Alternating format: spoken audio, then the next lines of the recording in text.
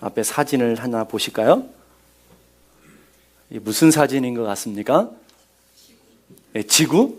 잘 보시면 어디예요?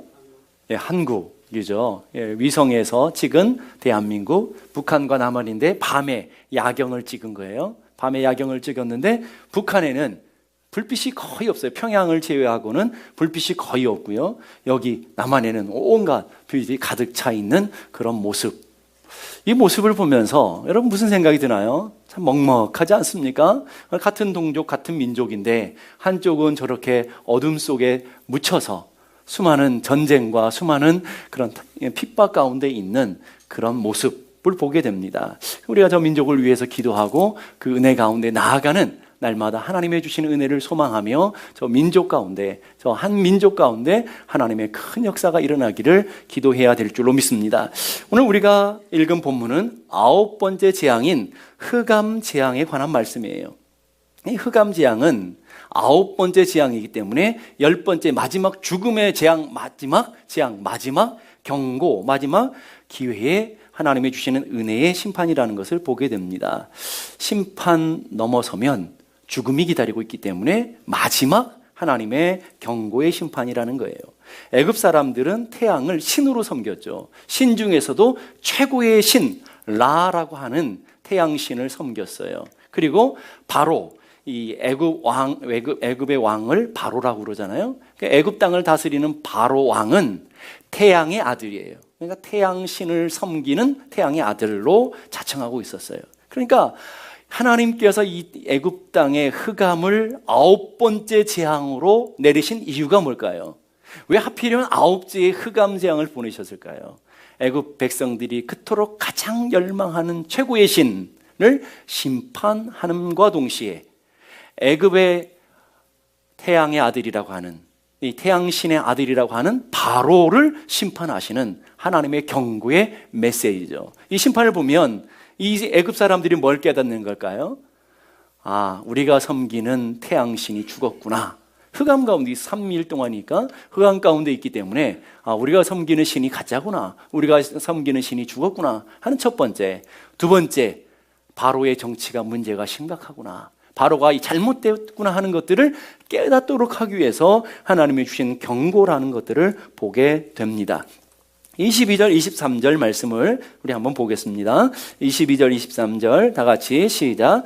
캄캄한 흑암이 3일 동안 애굽 온 땅에 있어서 그 동안은 사람이 서로 볼 수 없으며 자기 처소에서 일어나는 자가 없으되 이스라엘 자손에 거하는 곳에는 광명이 있었더라. 여기 아주 대조되는 두 단어들이 있죠. 흑암이라는 단어. 이 흑암과 대조되는 단어가 뭐죠?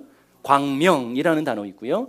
애굽 온 땅, 애굽이라는 단어와 또 대조되는 단어가 뭐죠? 이스라엘 자손. 분명하게 하나님이 대조를 시키고 비교하시면서 무엇인가 영적인 메시지를 주시고 하려고 하는 것들을 보게 됩니다. 두 종류의 사람이 있다라는 거예요. 어둠에 속한 사람, 빛 가운데 있는 사람. 두 가지 일이 있어요.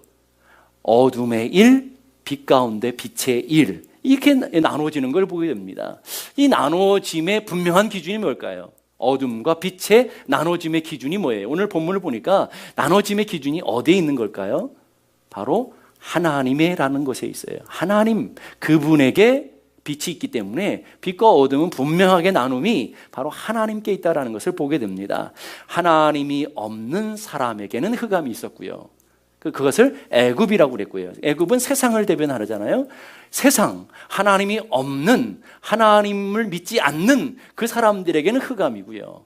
하나님을 믿는 하나님의 백성들, 하나님이 거하시고 하나님이 통치하시는 그곳은 바로 하나님의 백성들이다 하는 것을 보게 됩니다. 자, 오늘 잘 보면 어두운 애굽에서 구별되어진 고센, 어두운 곳에서 구별되어진 고센, 심판 속에서 구별되어진 하나님의 백성, 하나님의 사람들. 뭘 얘기하는 걸까요, 여러분? 세상 가운데서 구별되어진 곳, 뭐죠? 교회잖아요. 교회라는 것은, 에클레시아라는 것은 여러분들을 죄에서부터, 사망에서부터 건져내어서 하나님의 백성으로 구별된 사람들, 구별된 모임을 교회라고 하잖아요. 오늘 그 얘기를 해주려고 하는 거예요. 세상의 어두운 곳에서부터 구별되어서 하나님의 자녀로 모여진 곳, 그게 고센이었고 그게 오늘 우리 교회인 것을 믿을 수 있길 바랍니다. 그러니까 오늘 여러분들이 빛 가운데 거하시는 고센 땅에 머무르는 것을 믿을 수 있어야 되고요. 여러분이 어두움에서 구별되어져서 하나님과 함께 거하는 하나님의 은혜의 빛 가운데 있는 하나님의 거룩한 백성들인 것을 믿을 수 있기를 간절히 바랍니다. 한번 따라해보세요. 나는 구별된 하나님의 자녀다. 옆에 분하고 인사하십시다. 우리는 구별된 하나님의 백성입니다. 구별됐대요. 구별된 하나님의 백성들이신 것을 믿을 수 있기를 바라고요. 그런 축복이 있기를 여러분에게 축복합니다. 이사야 43장 2절 보니까 내가 물 가운데로 지날 때에 내가 함께 할 것이라 강을 건널 때에 물이 너를 침몰치 못할 것이며. 무슨 말이에요? 하나님은 하나님의 백성들을 강 가운데서도 환난 가운데서도 구별하신다라는 걸 얘기하는 거죠. 오늘 여러분의 인생을 한번 잘 보시라는 거죠. 여러분의 인생의 환난과 고난 가운데서 하나님은 구별하시는 분이신 것을 믿을 수 있기를 바랍니다. 오늘 하나님 분명히 이렇게 말해요. 너희들이 인생 가운데 물과 같은 고난을 만나지 않을 것이다. 강과 같은 환난을 만나지 않을 것이다 라고 하는 것이 아니라 너희들의 인생에 강과 같은 물과 같은 고난을 만날 수 있는데 그 만날 때 내가 너희를 구별해 줄게. 너희들을 지켜줄게. 이게 구별된 하나님의 백성의 모습이라는 것이고요. 불 가운데 행할 때에 타지도 아니할 것이요 불꽃이 너를 사르지 못하리다. 무슨 말이에요?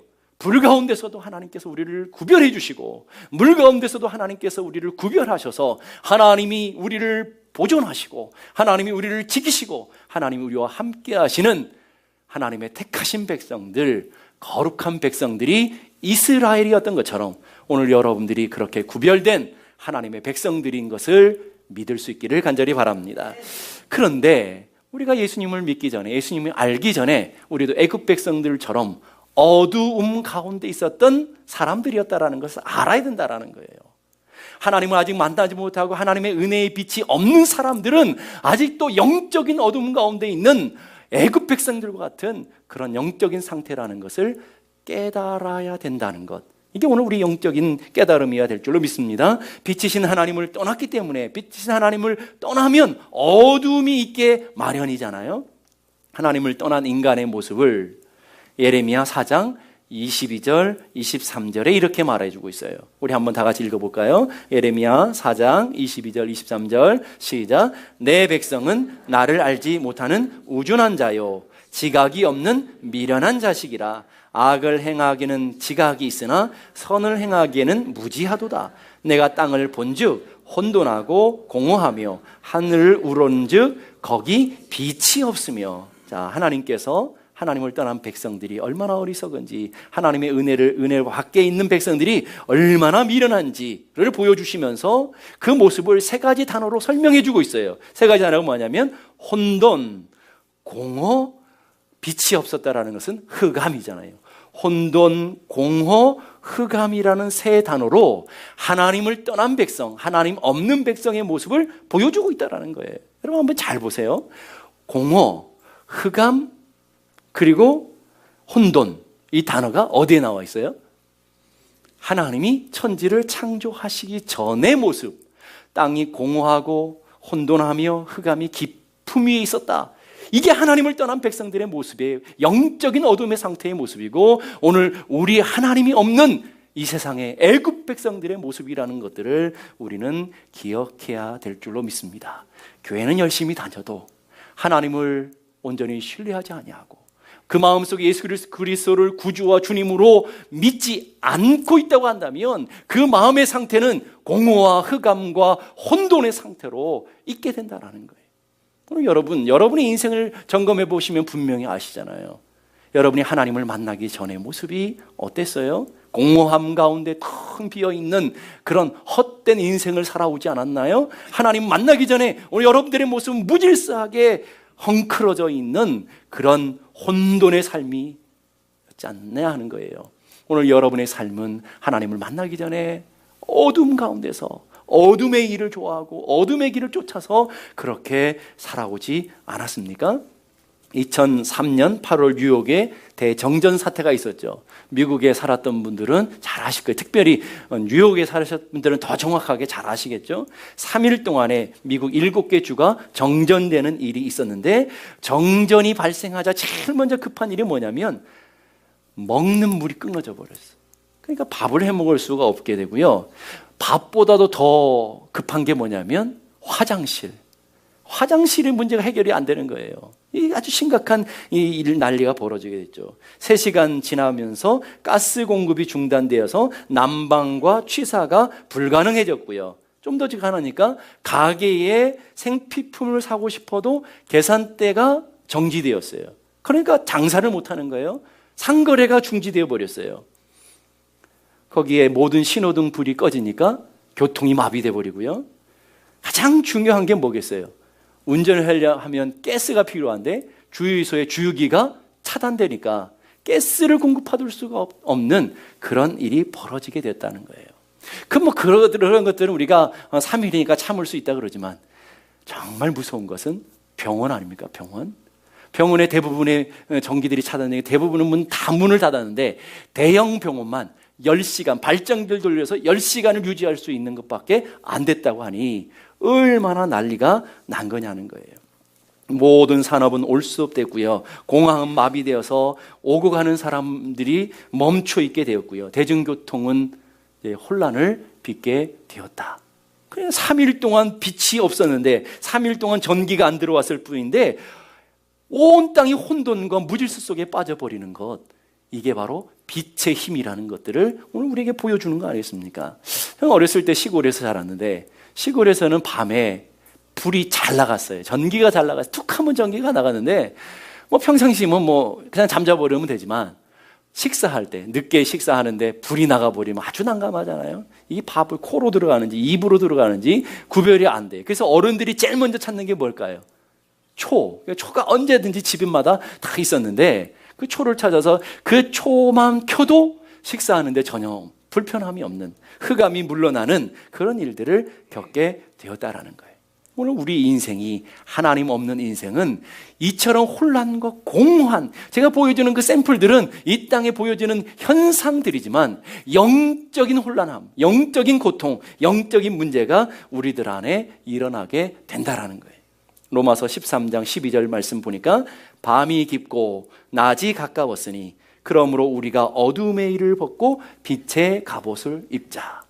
죄인의 상태를 두 단어로 표현하고 있는데, 하나는 밤, 죄인은 밤의 삶의 모습이다. 두 번째는 어둠의 모습이다 라고 얘기하고 있고, 이 밤과 어둠의 모습을 그 다음에 성경 구절에 정확하게 얘기해 주고 있어요. 그 밤과 어둠의 일은 방탕과 술 취함과 음란과 호색과 쟁투와 시기와, 이런 것들이 어둠의 일이라는 거예요. 여러분, 어둠 가운데 죄인의 모습이다 하는 것입니다. 시편 107편 10절 말씀 우리 함께 다 같이 읽겠습니다. 시작. 사람이 흑암과 사망의 그늘에 앉으며 곤고와 쇠사슬에 매임은. 자, 어둠 가운데 있는 사람들이 모습을 흑암이라고 표현했고요, 사망의 그늘이라는 것으로 표현했고요, 곤고함과 쇠사슬이라고 얘기했어요. 그러니까 하나님 떠난 모습을 딱 한마디로 표현하면 어둠이라는 거예요.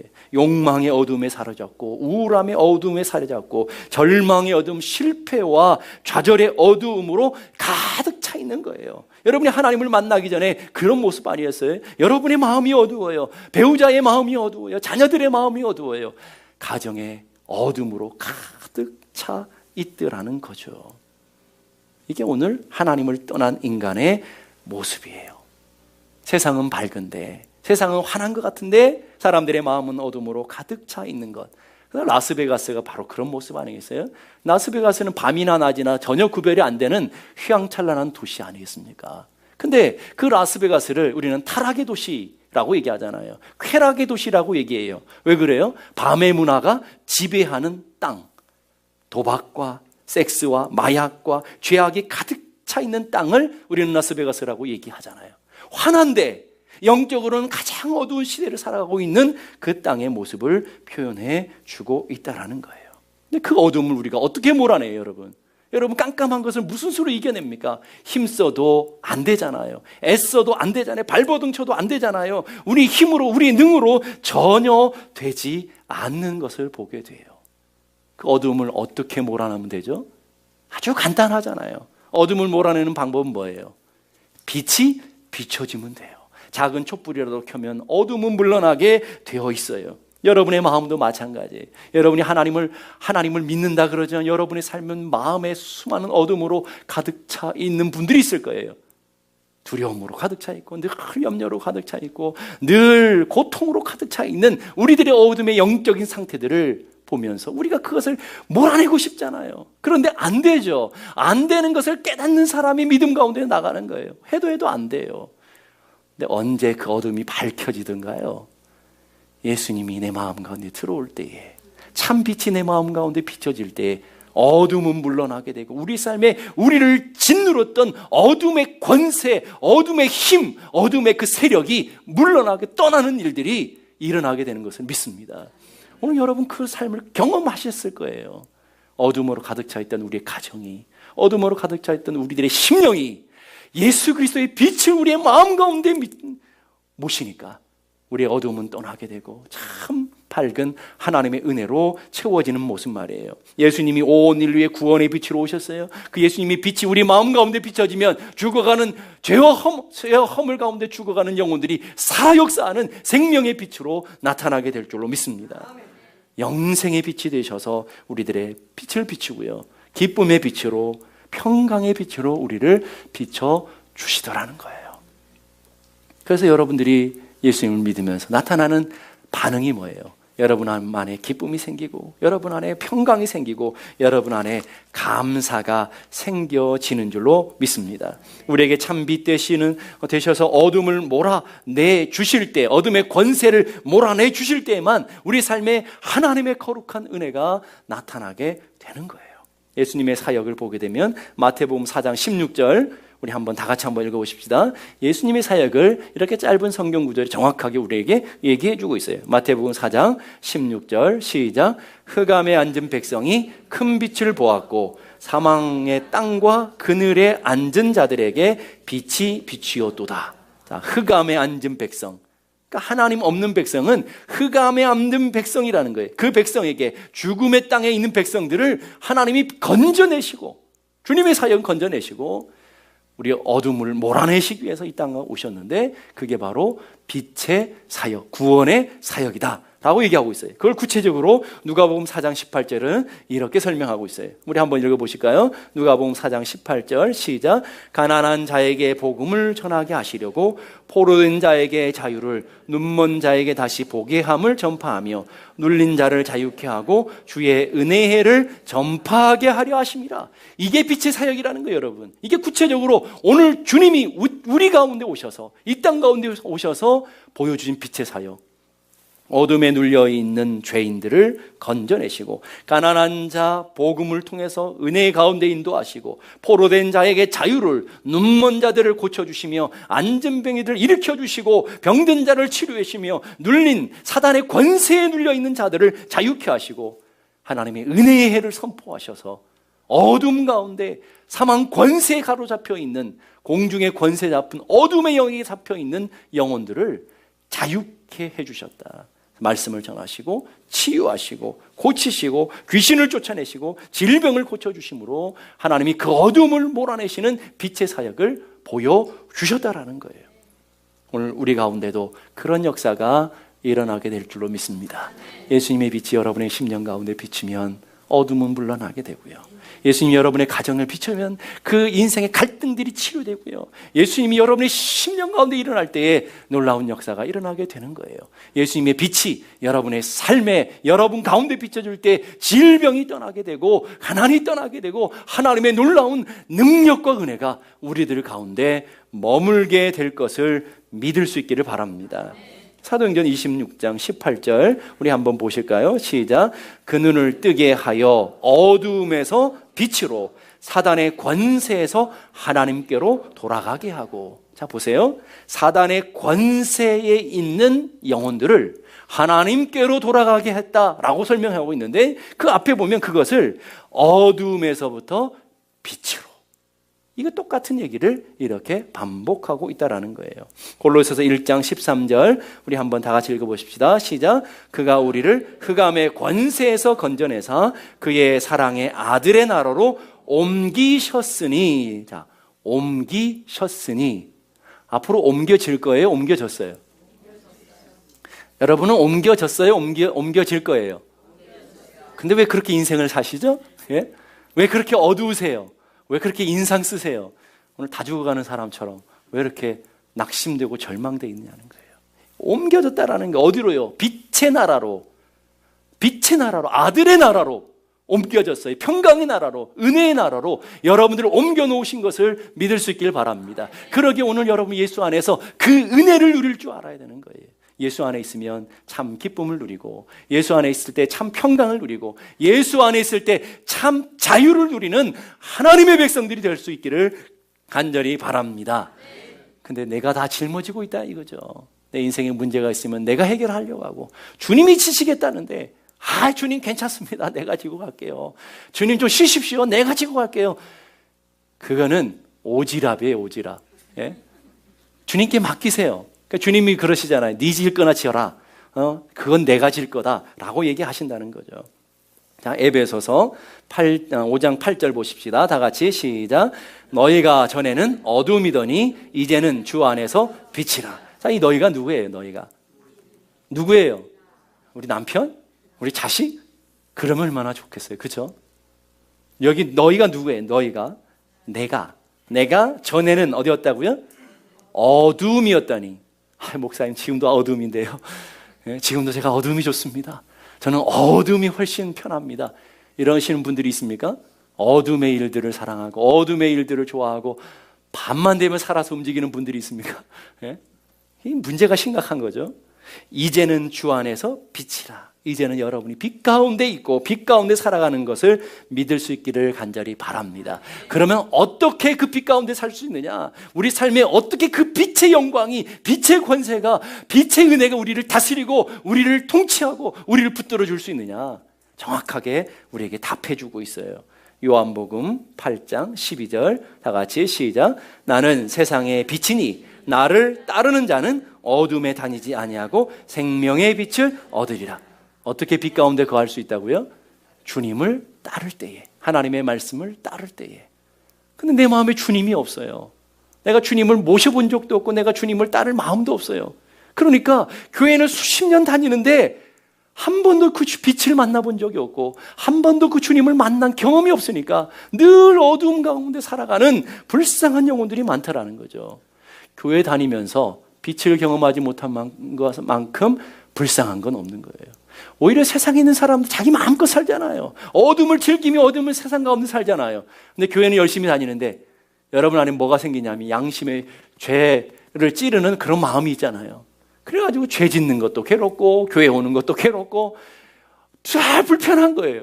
그게 제일 불쌍한 거 아닙니까? 그렇잖아요, 여러분. 자유함을 누려야 되는데, 영적인 자유함을 누리는데 이것도 불편하고 저것도 불편하고 교회 와서 말씀 듣는 것도 괴로워요. 왜? 자꾸 죄를 지적질하니까. 그렇잖아요. 밤의 아들이라고 그러고 막 그러니까 괴로워서 목사님 괴로워서 못 살겠습니다. 이런 일이 벌어지는 거 아니겠습니까? 그러니까 둘 중의 사이에서 머뭇머뭇거리지 말고 빛 가운데로 들어오는 놀라운 은혜가 일어나기를 주님의 이름으로 축복합니다. 여러분의 마음의 문을 열고 빛 대신 주님을 여러분의 마음에 모실 때, 여러분의 가정의 마음의 문을 열고 여러분 가정에 주님을, 빛 대신 주님을 여러분의 가정에 모실 때 생명의 빛이 여러분의 가운데 비춰지게 되시고 은혜의 빛이 여러분 가운데 비춰지는 역사가 일어나게 될 것을 믿습니다. 그런 심령들에게 두려움은 없는 거예요. 그런 심령들에게 염려와 근심으로 눌려있지 않게 되는 거예요. 하나님의 참된 은혜와 복으로 여러분을 채우시고 인도해 주실 줄로 믿습니다. 어떤 분이 장로님도 술집에 오시던데요, 권사님도 점집에 가시던데요, 만났는데요, 그분은 왜 갔는지 전혀 모르겠어요. 보신 분은 왜 가셨는지 모르겠지만 전도하러 갔겠죠. 그렇죠. 장로님이 술 마시러 갔겠어요. 그렇잖아요. 권사님이 점치러 갔겠어요? 전도하러 갔겠죠. 우리는 그렇게 봐야죠. 그렇죠? 전도하러 갔겠죠.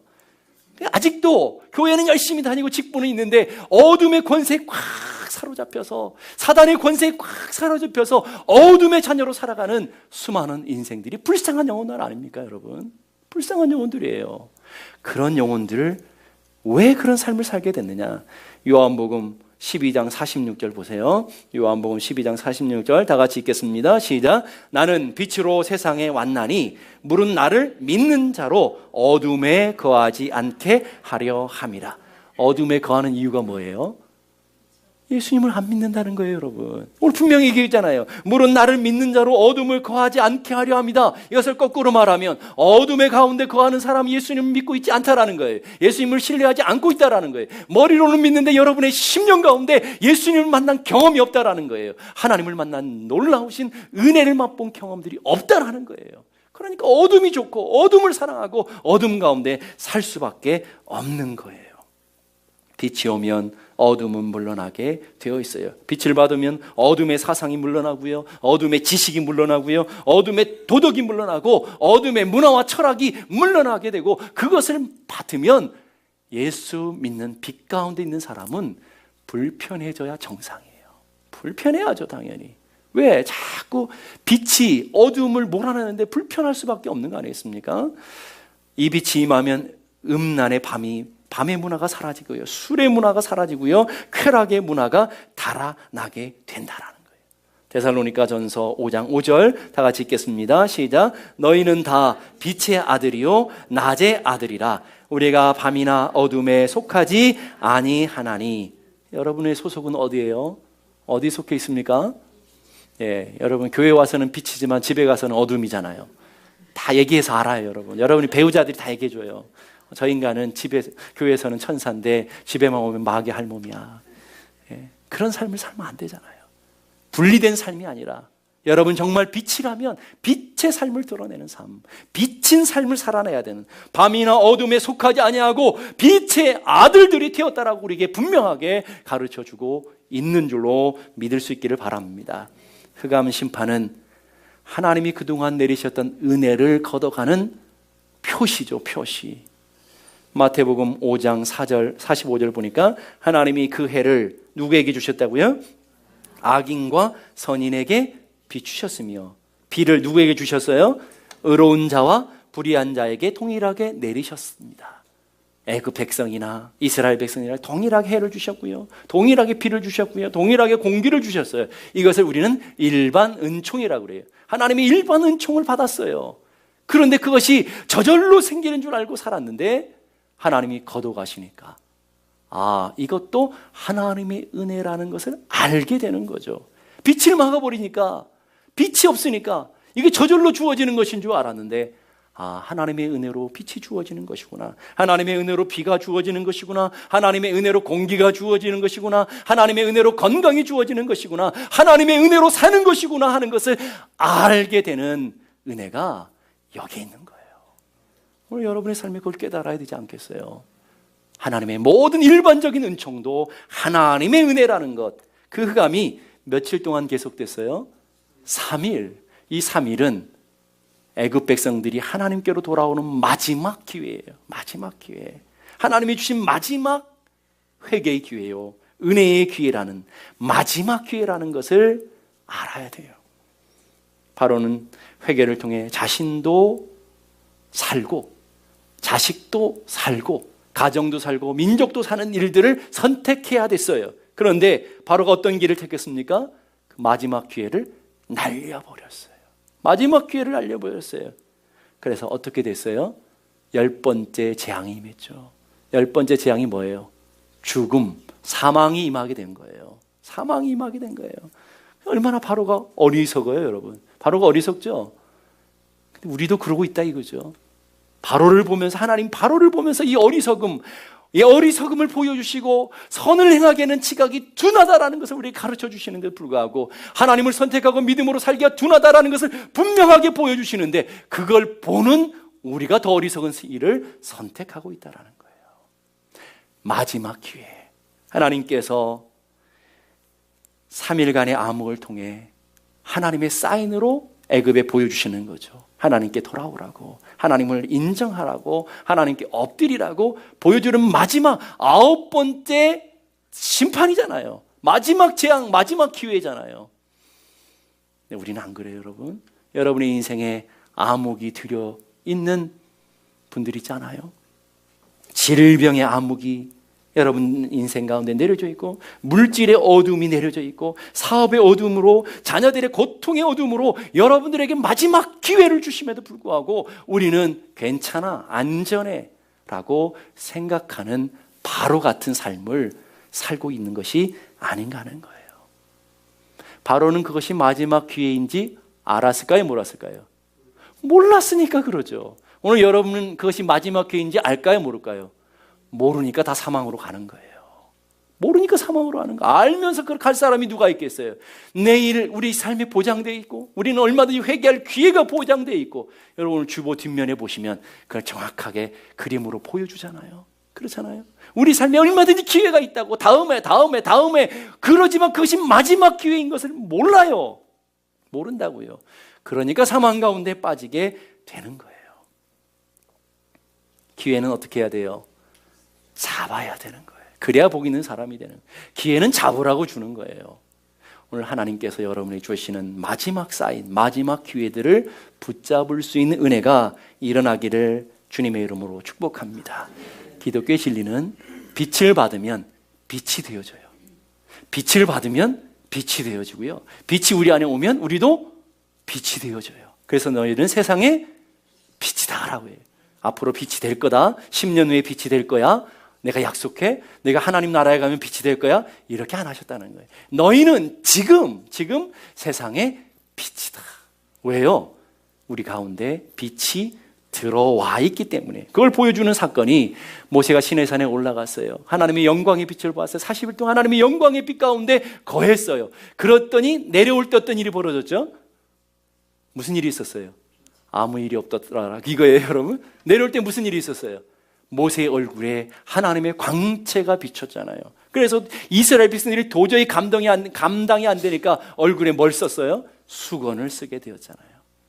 오늘 하나님의 빛 가운데 가면 우리도 빛이 되어지고, 하나님의 빛을 받으면 우리도 빛된 삶을 살게 될 줄로 믿습니다. 그러게 오늘 여러분의 마음의 문을 열고, 여러분의 가정의 문을 열고, 빛 대신 하나님을, 빛 대신 주님을 여러분의 마음에 모셔드리는 은혜와 축복이 일어나기를 간절히 바랍니다. 여러분의 심령 가운데 하나님의 은혜의 빛이 비춰지고, 오늘 여러분의 삶이 빛된 삶을 살아내는 복된 은혜가 있어져야 될 줄로 믿습니다. 그럼 어떤 결과가 벌어질까요? 오늘 여러분의 인생에 빛된 삶을 살게 되고 하나님의 영광의 빛이 비춰지면 어떤 일이 벌어질까요? 이사야 60장 3절 다 같이 읽겠습니다. 시작. 열방은 내 빛으로, 열왕은 비치는 내 광명으로 나아오리라. 오늘 우리 교회가 영적인 빛을 바라면 열방이 샘물장로교로 오게 될 줄로 믿습니다. 오늘 여러분의 가정이 영광의 빛을 바라면, 은혜의 빛을 바라면 열방이 여러분의 가정 앞에 서게 될 것이고, 그 빛을 보면서 하나님의 영광을 찬양하게 될 것이다. 우리에게 말씀하시는 것을 믿을 수 있게 바랍니다. 우리 교회가 세워진 하나님이 주신 영적인 비전이 이사야 40장 5절 말씀 아니겠어요? 이사야 40장 5절 말씀 우리 한번 다 같이 읽어볼까요? 시작. 여호와의 영광이 나타나고 모든 육체가 그것을 함께 보리라. 하나님의 영광이 우리 교회에 나타나고, 하나님의 영광이 여러분의 심령 가운데 나타나서 모든 육체가 하나님의 영광을 보는 그날, 모든 육체가 하나님의 정결한 신부가 되어서 주님 앞에 그 빛 가운데 나가는 그날, 우리는 그날을 소망하고 있어요. 주님의 정결한 신부로 서서 하나님의 영광에 참여하는 그날을 소망하고 있는 줄로 믿습니다. 모든 육체가, 근데 조건이 있어요. 빛 가운데 나오는 육체들만, 하나님의 빛 가운데로 나아가는 육체들만, 빛을 모셔드리고 그 빛 가운데 있는 육체들에게만 하나님의 영광을 보게 되고 하나님의 주시는 은혜의 참여자가 되어진다는 거예요. 저는 소망합니다. 여러분 모두가 다 하나님의 영광의 빛을 만나는, 영광의 이 교회에 나타나게 되고, 여러분 모두가 그 하나님의 영광을 보게 되고 함께 보게 되는 그 놀라운 역사들이 우리 교회에 일어나게 될 것을 믿습니다. 다음 주는 교회의 생일이에요. 9주년 동안 하나님께서 그 은혜를 우리에게 보여주셨고, 오늘 또 계속해서 하나님의 영광의 빛은 비춰주는 줄로 믿습니다. 그 은혜의 빛 가운데 나아가 여러분이 그 영광을 누리는 하나님의 자녀들 될 수 있기를 주님의 이름으로 축복합니다.